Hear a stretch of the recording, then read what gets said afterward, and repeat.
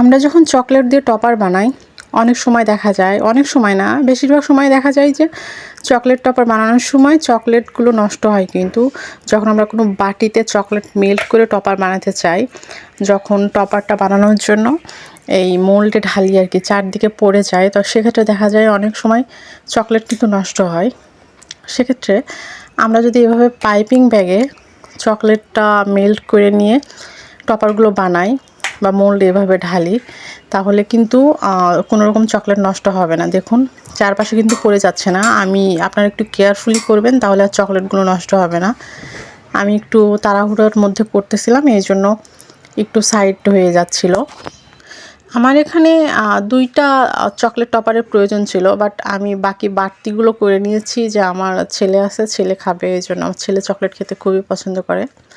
এই যে দেখুন আমি এখানে পাইপিং ব্যাগে সামান্য পরিমাণ, মানে যতটুকু লাগে আর কি, এই পরিমাণ চকলেট কুচি করে কেটে নিয়ে পাইপিং ব্যাগে ভরে নিয়েছি। দেন সামান্য একটু কালার মিক্সড করেছিলাম, তারপরে এটা গরম পানিতে দিয়ে মেল্ট করে নিয়েছি আর কি।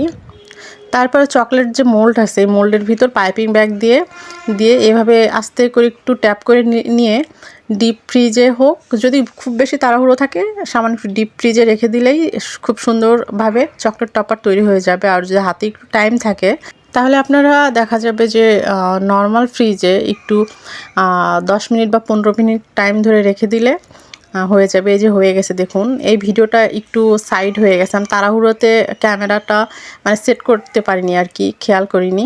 এই যে হয়ে গেছে। আর পরে আমি এটাতে কাঠি দিয়ে নিয়েছিলাম, শাসলিকের কাঠি যেটা আছে, টুথপিক।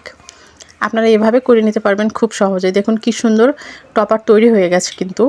আর এভাবে টপার তৈরি করলে দেখা যায় চকলেট নষ্ট হয় না, সাশ্রয় হয় আর কি। আমরা টাকা দিয়ে জিনিস কিনে কেন অযথা নষ্ট করব? তো আমার মনে হয় এভাবে তৈরি করলে আমরা খুব সহজেই অপচয় না করে টপারগুলো বানিয়ে ফেলতে পারবো। সেম প্রসেসে আপনারা কিন্তু বিভিন্ন রকম চকলেট মোল্ডের ভিতরে এভাবে চকলেট টপার বানিয়ে নিতে পারবেন পাইপিং ব্যাগের ভিতরে। সবাই ভালো থাকবেন, ধন্যবাদ।